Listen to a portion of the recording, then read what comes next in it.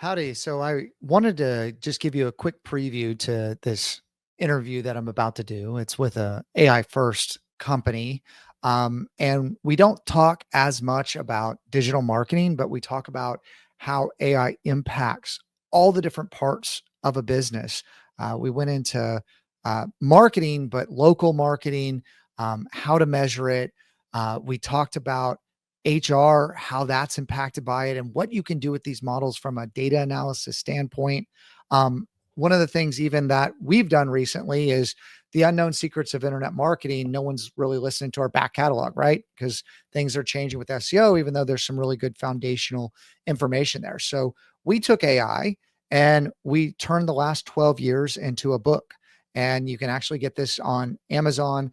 We're going to have all kinds of like giveaways and stuff like that. But it's a really cool use where we took 710, I think, podcasts, and we put it together in a book called The Unknown Secrets of Internet Marketing that you can get, we can pass out. And then it also links you to the new podcasts. And that's just one of the use cases. And I think AI first companies are going to win in this new economy. A lot of the certifications that I'm getting and where my learning's going is to learning LLMs, how machine learning works, how it can be applied, and then the possibility gets opened up. And so this is one of the first, hopefully, of many interviews that I do with AI first companies.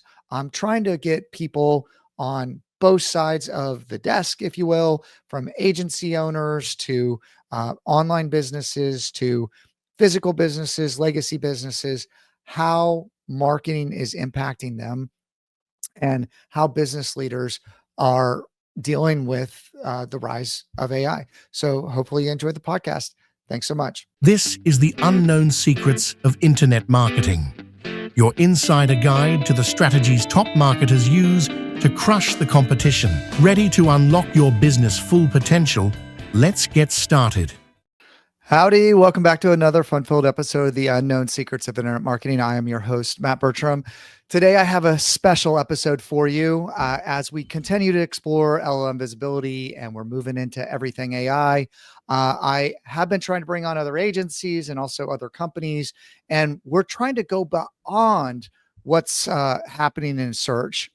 There's a lot of fun stuff to talk about LLM visibility, but it's on the tail end of the curve. And what I'm seeing is businesses that are starting to build that AI layer and try to transform into an AI first company are revolutionizing how they do business and how they acquire customers. And so I wanted to bring on Renaud from Canada, but works with a US based company called Coastline Academy, which is a driving school, which is kind of a old school business. So I'm seeing a lot of venture capital buddies of mine that are like, hey, we're going to go into legacy businesses and we're going to transform them with AI. And I feel like you're at the cutting wave of that. You have a strong e-commerce background. You know a lot about digital marketing, a lot about SEO, and we're seeing marketing and sales start to tap into all these other things in the operations of the business to help it run more efficiently. So I'm excited to have you on and talk a little bit more about this. Well, thanks for having me. I'm excited to be here. Well, why don't we just start with like what's most topical for you as far as how you're seeing the world as a digital marketer, as an SEO, but a lot of things that are changing for you aren't necessarily SEO or paid ads or what have you. It's really how AI is affecting the operations and the workflow in the business, from what I understand. Yeah, it's a super interesting time because obviously, as with any industry, AI is changing everything, at least if you allow it to. And very often it'll change things that you don't expect. So to give you a little bit of background about the company, so we're the largest driving school in the US. We started right before COVID, and we managed to grow quickly. Now we're in 500 locations. We're in 9 states. And the way that we approached this was through technology. And so we had our own AI system before ChatGPT was launched. Like we had a very smart CTO who just put together this system that would pair a driver or an instructor with a student and optimize where someone will be in the future and optimize their scheduling so that we could fit more lessons in a day while minimizing the travel time between lessons.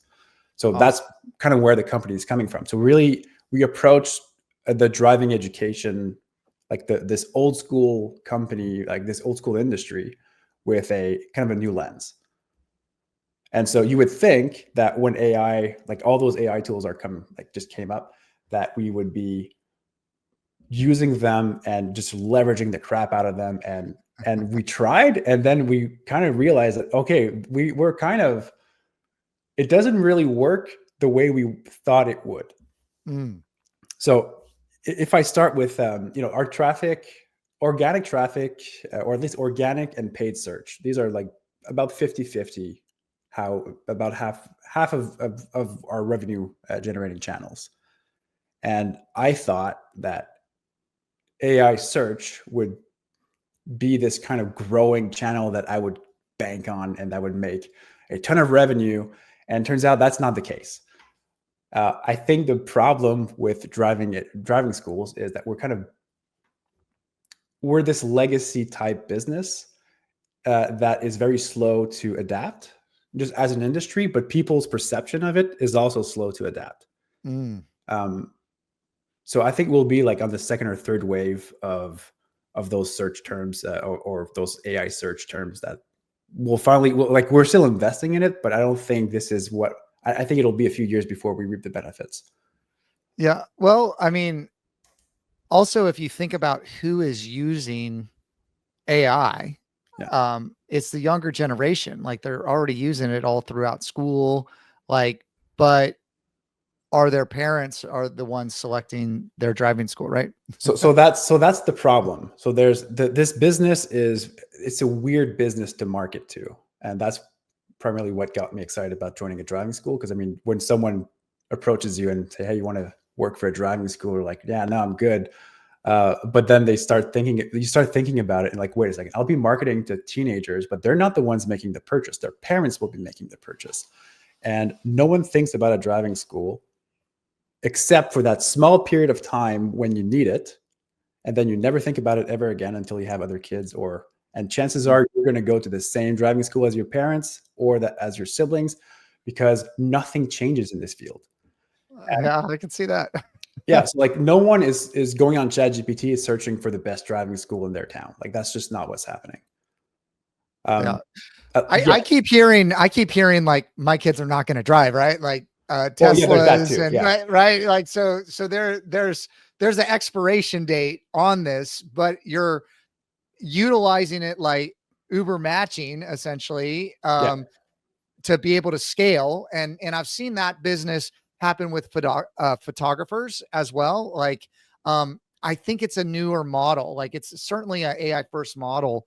And I do the marketing for the Boy Scouts of America now. They've changed their name, and there's a lot of PR associated with what's going on there.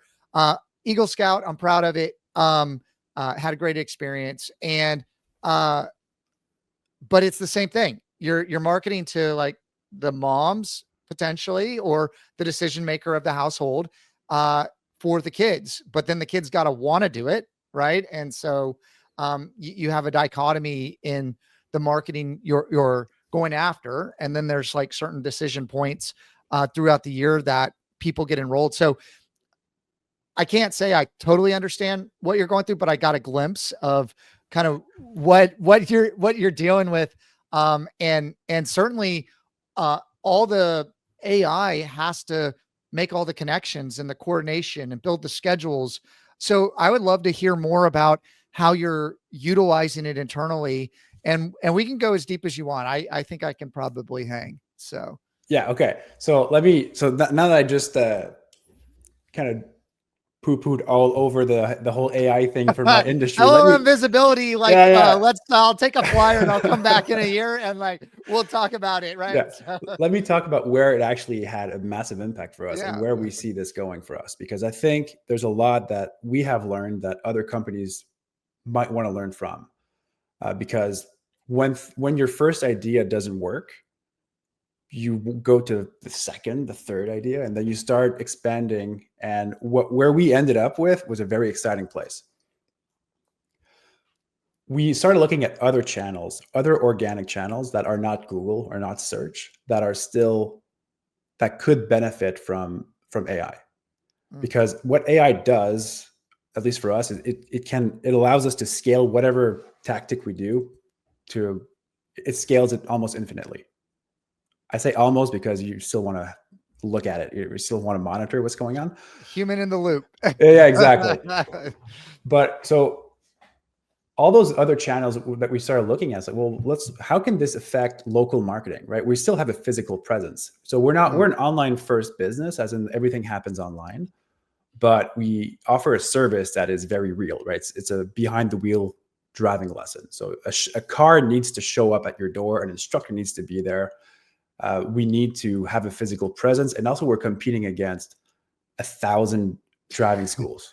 Okay. Yeah. Like there's no one national driving school. We will become that one national driving school, but now we're fighting against like 1,000 little wars against a bunch of different smaller driving schools that have been in business for the most part since the 90s. Yeah. Right? No, you got to dislodge them from the legacy, right? The passed down, like we talked about. Absolutely. Yeah. So what has worked for us is on the local marketing side, because we have anything we do in one market, we want to replicate in all the others. And the problem with that is it's creating real material, like marketing assets. You can imagine like flyers, posters, banners, things like that. Or also reaching out for potential partnerships. Like we want to partner with the local high schools. We want to partner with the Boy Scouts or the Boys and Girls Club. Like anyone who caters to an audience of teenagers. Like if they're 15, we need to be there because we need to be there at the moment where they are eligible to start to learn how to drive. And are you selling, I haven't dug into this enough, but like convenience, is it basically, you don't have to go to the physical location. The car comes to your door. So parents that are busy or whatever, you have a vetted person that just comes to your door, picks up your kid, drops them back off or something like that. I mean, Yeah. Convenience is a big part of it. I think convenience goes even beyond that because a lot of those places still, you have to pay them by check. Like I kid you not. Oh my gosh. It's like, when I say it's like a traditional legacy business type, like I mean it. Everything, we send a report by email. We have dash cams, both sides. We have GPS tracking for the parents, like all the things that you need. Yeah. Just like so we're competing on convenience and quality. Because the reason why we started this in the first place, because we started off as a retrofitting company for cars. And we were implementing car safety equipment in older cars. We essentially wanted to create the autopilot, but for cars that did not have autopilot, to eradicate car crashes. And we realized, self-driving is right around the corner, but it's been around the corner for 10 years.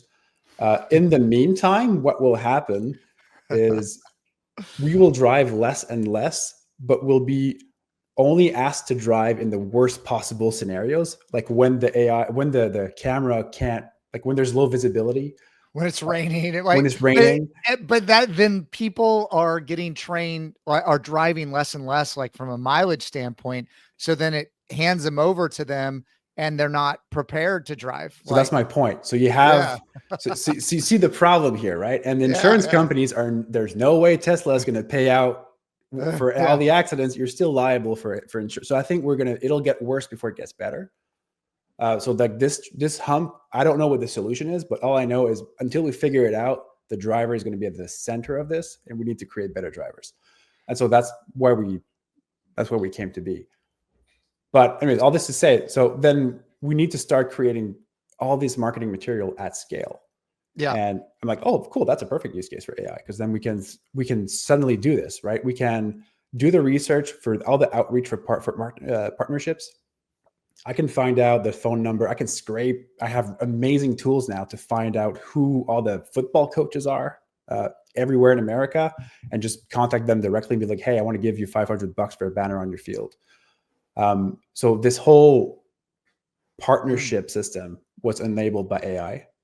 And then you could print whatever you need to print at scale, and then you just drop ship it or whatever. And I mean, you can really go online to offline pretty quickly with AI. And that's a use case that I don't hear people talking about a lot. Like I mean, my LinkedIn is noisy right now with everything with LLM visibility and, it's a very small percentage of the market. And, I brought someone on previously that did billboards, digital billboards, and, you know, getting physical eyeballs and like, physically being there and involved near that, absolutely has impact, and they're seeing it, week over week. And there's a lot of kids there. Like, I think that that's brilliant. Yeah, and I think there's also something really cool about seeing the impact of AI in the real world. Mm. Very too often, especially in digital marketing, like I like to tell people that none of what I do is real. Um, Me I too. spent, I mean, I spend my life in this I spend my life in this room. I'm on my computer. I work for a company in another country. I'm scaling a national brand that I'll never experience it. I go there once a year. you know? And then I go back home and I spend time with my kid and my dog. And I'm like, cool. None of what I did is real in my life. Like, it's not something empirically, it's not real. But then you start seeing flyers and you see photos of banners, and then you start to see like school bands with their logo on their van. And you're like, oh, cool. This is happening, right? And right now we're sponsoring a university car. They're building an electric car for a competition, a national competition, and we have our own car. So like all these, as we started expanding all these local marketing tactics, it's starting to have a very real effect in communities, but also like in communities, right? Now suddenly I'm investing all those dollars and I'm not giving them to Google. I'm giving them to kids to like play sport and play music. So I'm like thinking about like AI recognition, like facial recognition, right? Like, and there's a bunch of, real ID and all this stuff that's kind of double-edged sword coming. If you have a logo that's out there, I'm sure I would love to hear more about the tools and kind of some of the workflows and what you're doing. But I'm like, to get a share of voice, right there, the tools out there right now just are horrible. In my opinion, most of the tools are bloated and not super useful and horrible. They certainly have a place, but there's going to be a new generation of tools that come out. I'm thinking like, okay, if you're doing heavy local marketing and you're trying to get share of voice, like how do you measure share of voice? Well, you need a tool to scrape social media, to find your logos, to find your brand name, and to aggregate it all together and then you're running it through some kind of weighted metric or whatever you come with to say, what is our share of voice in this community? Like, how are you measuring that stuff? I mean, I guess analytics is, I mean, you can take data and you can use AI to get all kinds of insights, but try to measure what you're actively doing in the community. I'm interested to hear more about that. Yeah. So we ultimately measure this in terms of utilization rate, right? So we attach this to a revenue target. And so it's based on how many kids, like you're taking census data or something like that, and you're trying to figure out. So we can calculate market share. We do this by calculating how many 10th grader there are in an area. And it's not a perfect measure because obviously it's not like adults will also take driving lessons, but for us, like what market share of 10th grader what do we you have? want. Yeah, exactly. And that's available data. We can figure this out. And so that's something that we're tracking year over year. How many students we have in an area, compare that to how many 10th graders there are in that area. And that'll give us an idea of the market share that we have. And you can also label out the adults based on age, based on all the data that's been taken, right? Like, so you can start to cut your own data up and see what's happening. Yeah. I mean, the most important data point that I'm pushing towards, like everything I'm doing here is to increase utilization rate in an area, right? We have X amount of instructors serving, let's say Sacramento in California, and I need their schedules for the next X amount of weeks to be 80% full, right? And if I reach that point, good, I'll move on. If there's a place where we're at 30%, okay, I need to really go hard there. All those local marketing tactics, they're not like, it's pretty slow, right? This will be more on a quarter basis. So this is how we plan growth in areas. So because it's a slow moving tactic, it allows us to predict how many people we need to hire in any area. So the tools, so to answer your question, how we measure things is still very low tech. It really is just like, okay, well, how many people did we convert in that area? And do we need to invest more of it? We do have tools who track our brand across every single platform. I'm just curious, what are you using for some of that kind of stuff? Share of voice. Yeah. So we had some, I think it was called Athena. Or is it Athena? It's like some Greek god. It's not, if it's not Athena, it's some other Greek god. Let me just double check. My daughter is named Artemis, so like I have. You know what? This podcast doesn't have enough typing sounds in it. Actually, like that was a solid type sound that everybody could hear. I'm sorry, that's my Cherry MX Blue. No, it's actually something that I'm thinking about now. Is like, we talk about everything that happens on a laptop, right? Like, and so typing sounds need to be part of like the general cadence of what's going on. And those were solid sounds right there. That's the loudest keyboard I could possibly buy. Again, to make things real. Okay. I needed something real in my life here. I can't just have like my worst fear is to have a touchscreen keyboard. Like at that point, I'm just, why even work? Right. It's like, well, it's going to be a brain chip that's just going to like know what you're thinking, just going to do it. Right. So I think it's called Apollo. Okay. Yeah. Okay. You're using Apollo Apollo. I use Apollo. Maybe I'm using a different Apollo if you're doing like cold outreach. Like so there's two Apollo. There's an Apollo for cold outreach, which I have used specifically for partnerships. That's the one I've been using. There's another Apollo for AI. I think. This is going to be an issue with entity SEO. I was just talking to another company that if we land them, which I feel very good about, everybody will know, very big crypto company. But there's entity issues with people with the same names and other businesses out there. That's becoming certainly an issue. EWR, we got mixed up with the airport in New York. I feel like I need to get an office in New York because, everybody's like, are you out in New York? Because you're EWR. Okay, I have the tool. Sorry. Yeah, what is it? No. Yeah. AthenaHQ.ai. I'm going to have to check this out. Yeah, like right AthenaHQ.ai. There is another Apollo that I have used that is not the lead searching tool, but the one that I've been using now for share of voice is AthenaHQ.ai. Okay. The reason why I don't know it by heart is because I don't really rely on it. Like it's something that I'm like, okay, it'll get better with time. But it's like I said, it's not really a metric that I care a whole lot about. Like I have other tools that allow me to see how things work, right? We have our PR firm that just sends me a report. I'm like, okay, that's good enough for me. Or I'll just look if there's a lift analysis in any given market. I can do that too. How are you measuring that? Like, tell me what are the things that are important to you that you've kind of gone in-house now, when you're measuring, share of voice or lift, like PR stuff, like what are the things that you're looking at that have real value? Yeah. So brand queries are the main ones on search terms. So we still go back to Google because Google is, as much as I don't want it to be, it's still such an integral, like it's a huge part of our business. Also because other driving skills we're not really investing in Google. So like that was the one place we could definitely steal market share was on SEO. We could dominate them very quickly just by being like the Starbucks that shows up next to a coffee shop in kind of like that sort of a business model.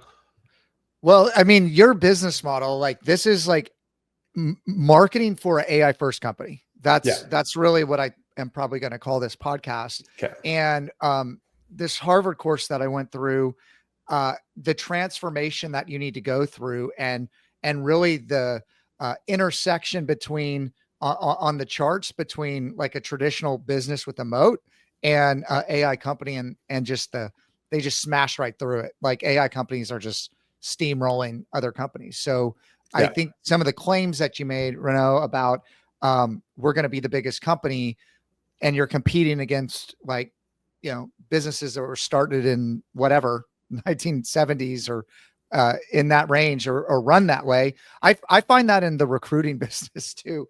Everything's done this very old school way. And I haven't seen yet an AI first company. I need to go start to seek out AI first companies and interview them. I would love that to know what they're doing differently and how they're building the workflows internally, because it really clicked for me as soon as we started talking about why you're going to win. Right. Yeah. And I'm very much interested in how that translates to marketing. More like, tell me more about the workflows, or where were we going with the conversation that you still want to touch on? I want to make sure I didn't cut you off. No, it's fine. I mean, I'll just talk about the lift analysis real quick, but then you talk about recruiting, and that is, not to foreshadow, like that is the one thing, that's the biggest thing that happened to us. And let's talk about this. Yeah. I mean, AI, that's the next area that AI is going to move into. Okay. Yeah. So, okay, just to close the loop on lift analysis, because it's a pretty boring answer, but still, I want people to know. Like, it's just, the main two things I'm looking at is, are people searching for the name more than before? And also, is our click-through rate increasing in that area because people recognize the name? And so we can very easily see this in any given area. Okay, does that work? So let me go a little deeper for everybody. Like that's like, I need to, like, SEO, AI, AEO, whatever you want to call it these days. GEO. 50% of the traffic, because of AI overviews, let's say, right? AI overviews, etc., like enriched snippets and stuff like that. What is it? 58.5% on average across all pubs. Traffic tanked, all that informational traffic. I don't know how much, what is it? Directional traffic that you have. I'm assuming your people are coming to you, so there's not like a physical location, but all that informational traffic now, the educational traffic is just across the internet, right? Yeah. And you're skipping all those different areas where it's spread out to, and said, let's just go straight to where the kids and the parents are, and go to the football fields and sporting events and Boy Scouts, whatever, wherever they're at, and the schools, because like, we want a physical flyer there, and we want a brand recognized, and a QR code, and a domain link that they can go check out, and a image of the logo, whatever. And you can measure that. I'm also seeing across all accounts, Google's not really telling us very much about where that traffic's coming from. It's just branded searches now are the highest category of searches across all areas. And, how are you parsing that out, or how are you looking at that, or does it not matter? And it's just like, more people know about the brand, however they got there, we're good with that. Yeah. So for us, it's kind of the second part. We're not too focused, because our reporting has, all the reporting tools have drastically changed. And ever since the whole J4 thing, like, since then, I have much lower trust in my reporting than I have the lowest amount of trust in my reporting than ever before. And so I rely, I rely a lot on, the things that I'm doing, am I doing the right things for what I'm trying to achieve? And conceptually, is it what all those tools want? Right. And so I'm like, first principles. I mean, you're just exactly. So I have good marketing. Yeah. I've been doing this for a long time. Like, okay, even if right now there's a Google update that is not working in my favor, am I the type of business that Google wants to promote?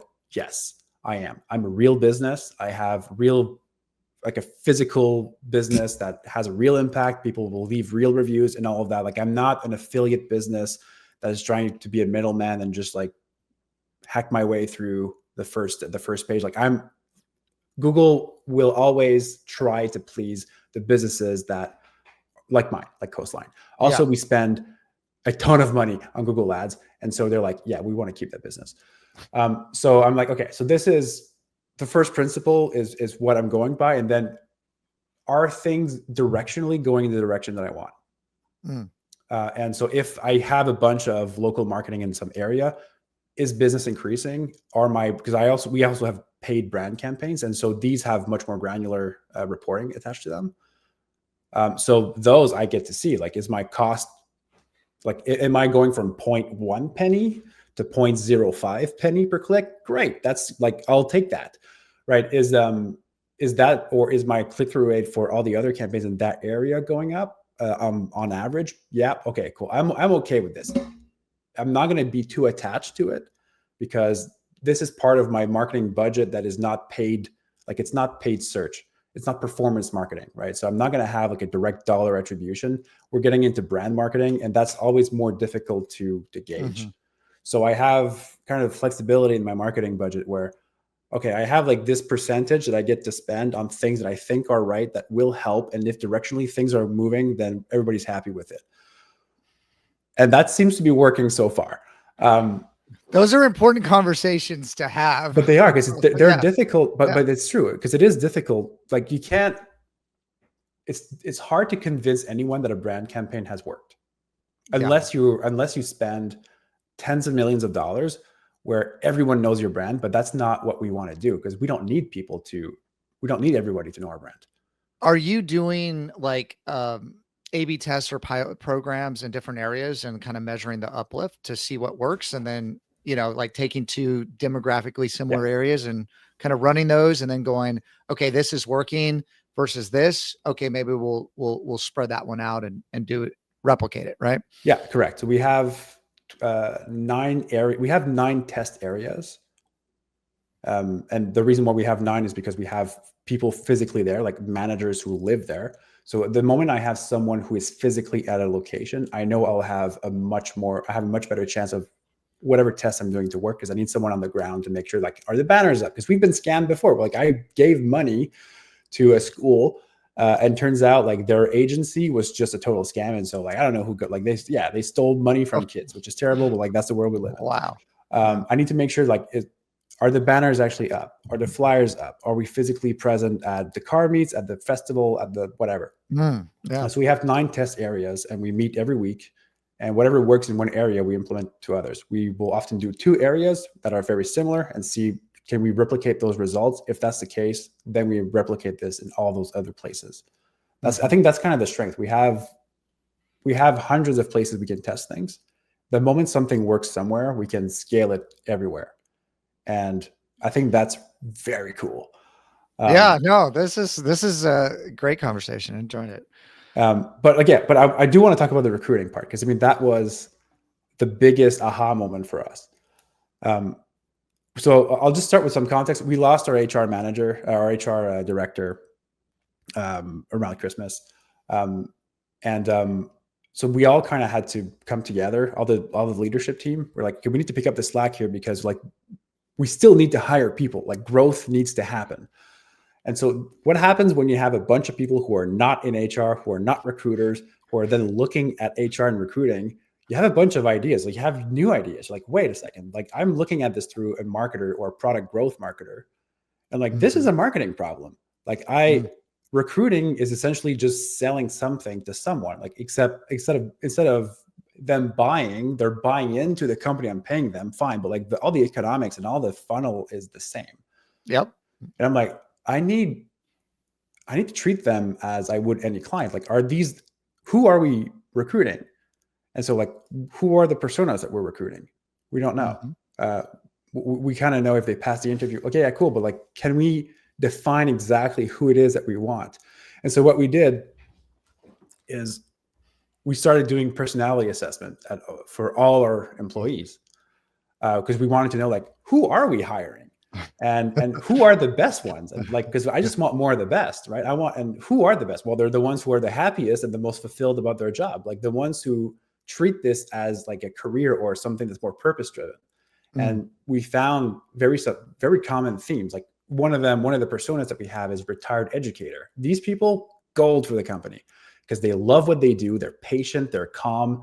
They really believe, like they invest themselves in the education of their students, which is great, because then they create better drivers. And how do they create better drivers? Turns out they convince students to take an additional lesson. So in California, for example, you need to take 3 lessons to meet the state requirements. And the state requirement means whatever you need to pass the road test. The road test is not comprehensive. Okay. You don't go on the highway. You don't parallel park. You don't drive at night in rain. You don't do blind intersections. Like there's a lot of essential skills that are not tested there. So the incentive for driving schools is to not cover this material because I mean, someone will only complain if they don't pass their test, right? So, and it's next to impossible to do everything in 3 lessons. So we found a higher average lesson count for all the students who went through those highly motivated employees. And like, this is all stuff that I don't have the data analytics background to like pull this data together, but like AI just made it super simple to just figure this out. So now there's two key learnings here. We know who we want and they generate more money for us and they create better drivers, right? That's important. Like, so this fits our mission. This fits my goal as marketer because I need to create more revenue. And then this is a target for recruiters. So, but I can't just leave it there, right? I have like, now I need to help them. I need to help them being the recruiters, hire more people like them. Because they're not necessarily easy to find.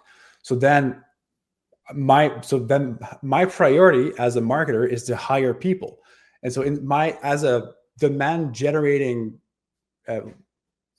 my job is to generate demand, but now I need to generate some offer, right? I need to generate the offer side. And so then I started looking at my own funnel. Well, okay, is there any markets where I generate too much demand? And that I'm bottlenecked by how much offer I can actually fulfill there. Absolutely. The Bay Area is one of those places. I cannot hire enough people in the Bay Area. So then all the incentives, between the 2 departments started to like merge together. And now we have since hired an HR manager and a recruiter. And so now we have the team in place. But what this allowed us to do is we had this like shared mission now, where the way that we will increase revenue, like one of the ways that we increase revenue for the company, one way that we create better drivers that we fit our mission, all that comes from marketing and HR collaborating to make sure that we hire the best people who will be the happiest at the company, who will give the best service possible, who will, as a byproduct of that, sell more lessons. And me as a marketer, I need to unlock this and make this as frictionless as possible by giving them all the marketing material they need, because I don't want them to be pushy salesmen. They're not going to sell anything, but they can totally just share information, have flyers, have everything ready to go. I can create incentives. And yeah, so like that was the biggest aha moment for us. Well, it makes a lot of sense. And you can now tie it together with data of like, you're going after a 2-sided market, right? Like you've got to have enough people to drive if you have enough demand, and those things need to be linked because you don't want to keep, pumping this air if you don't have the drivers. So those things are associated with each other and are relevant to each other and need to be part of that conversation. And then you're building brand campaigns. You're trying to recruit them. Like the thing you're selling is to join your company and to believe in the brand mission and be part of it. You have target personas, you have a customer journey, you have assets and videos, and like, it's just, you're selling something different, right? You're selling for them to join your company, and you want the top talent of what you're looking for. And then it ties to your revenue goals, because you can sell a bunch of courses, but if they can't get their lessons in a reasonable time frame, they might go with another solution. And so it all balances on each other, but you can use AI to help you figure that out. I love that idea of doing, there's Myers-Briggs, there's a bunch of different tests, taking that together to understand what that is, and then feed that in to AI to understand what is the DNA of our company, like who have we hired and who are those best people. Because what you probably found out from the retired educator, that might not have been already uncovered, or was it with the HR team? That's clearly something that you could get from AI insights that is finding these patterns, right? And it seems like also, you went into it a little bit of, hey, like we're going to teach them more, so they're going to produce more lessons because they're getting, good quality driving. That leads to better reviews. That means to more revenue, and certainly referrals if their kids learn to drive better than the minimum required to meet the test. Because I can only assume that I actually kind of remember defensive driving was at like a laugh, like a defensive driving and driver training, I think were associated with each other. And it was just a bunch of, well, useless videos that need to be updated from the government.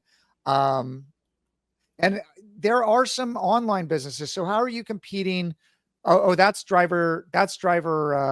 Do you do that part of the business too? The Driver's I'm Ed, so assuming, the online course. Yeah. yeah, the online courses. I'm assuming you do that as well. Like, right, it fits right into what you're offering pretty easily. Absolutely. Yeah, so we do. And that's actually why, so I was hired primarily for growing that product. Okay. The reality of this space, at least in the US, is that there's very few, there's only a handful of competitors. They own the market because that was like a really good SEO play for the longest time. So you have a company like Aceable who owns all the top, I'd say the top 3 or top 4 companies. Like driversed.com, that's them. I Drive Safely, that's also them. So they kind of own that market. Then you have other companies like Zatobi. They are in the practice test realm, which is like an in-between. So you do driver's ed, and then you do your practice test in order to take your DMV test. That'll give you your permit. Then you take behind the wheel lessons, and then you take your road test. Like that's the sequence of events. Our approach was to not go head to head against them. Yeah, that's a big, I mean, that's all I saw that like as an SEO play, right? Like you get to the top, you need to just get a certification or get some kind of approval, like driver's ed. And you're just like, oh, I'll take the top thing, right? Or top of Google. And that was all that people thought about. Yeah. But what we did is partner with all of them. So that was like, if we can't beat them, let's join them. Because what we told them is like, listen, you guys sell the product that comes before us. And like realistically for us, driver's ed is just a lead magnet. Like it's just like, there you go. Right. Like we just need them. Like we will break even or we'll lose money on this product because we rely on a certain percentage to then convert to behind the wheel lessons. So we told them, do you guys want to just make a commission on this and send people our way? And they said, yep. And so we're partnering. So all our competitors, that was my first year, is like, let's just partner with every competitor out there. let's like it's how what we're talking about, and I'm a little bit slower right now because I'm processing this of as an AI first company, you have to think differently, right?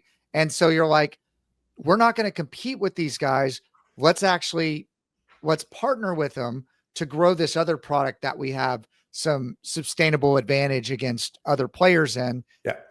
And that's just going to accelerate your growth. Right. And so that's a partnership play that I don't know if all the other driving schools would think about it that way. Well, you know, if they couldn't even service it, like y'all could actually service it and do it and go head to head, but you decided, hey, like this is our focus. This is, you know, where we want to specialize in.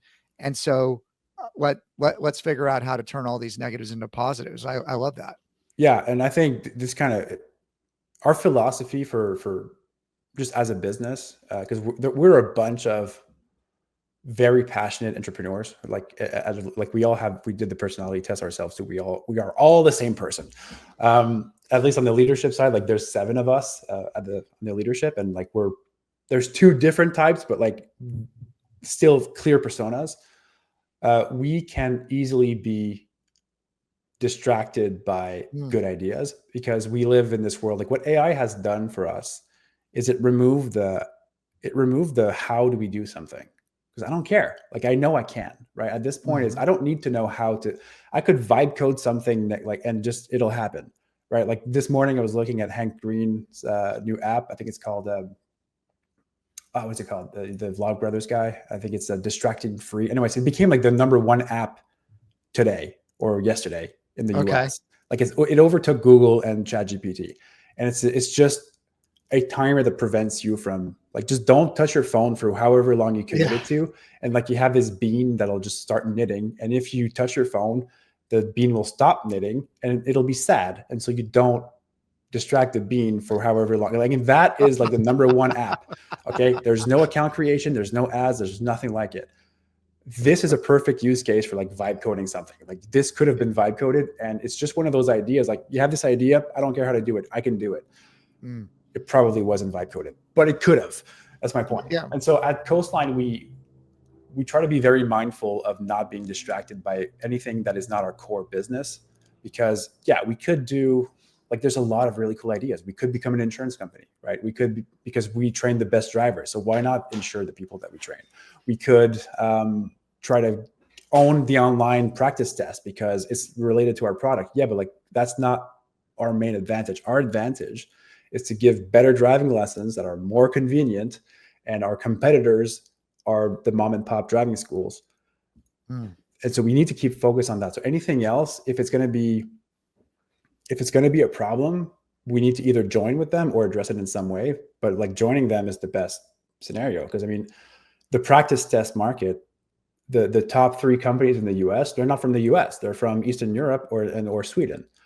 It's just like you're opening the doors to pure SEO or pure organic play. And if you do that, then you're opening the doors to competitors from all across the world. And there's someone out there with a better team that is less expensive to operate, and they have more time, and they will crush this game. But what they can't do is create a physical business. So like that's, so we keep focusing we keep reminding ourselves to focus on that.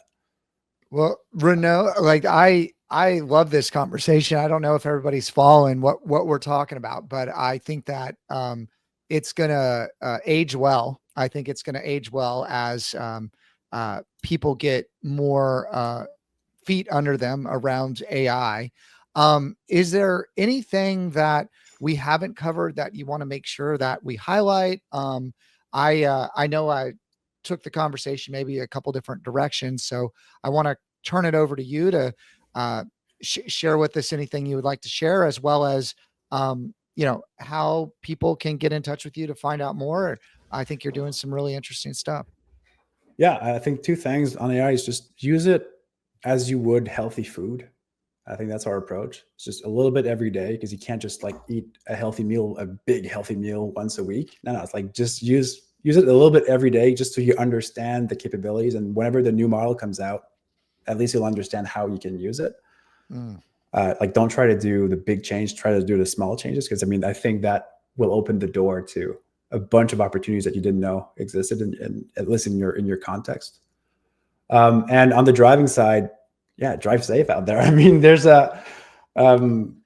we're here, like we're doing this for a reason, right? We want to create safer roads. I think things are going to be worse before they get better. And I think it's the best thing you can do is to improve your training. So I would encourage people to take driving training, if with us or someone else, doesn't matter, but just learn those skills, because the consequences can be pretty severe, and we see them. And it's I may be overly exposed to this, but I do really generally think people should learn defensive driving skills, and so I encourage people to do that. And if you want to check us out, coastlineacademy.com. And Awesome. Well, everybody, hopefully you found this conversation helpful. If you did, please like it, please share it. It really does help us. We are trying to transfer over to a video first podcast. We've been doing this for 12 years, and we have to learn new things, and AI is getting involved in every which way. So hopefully you found this podcast helpful. This is the Unknown Secrets of Internet Marketing. My name is Matt Bertram. Until the next time, bye-bye for now.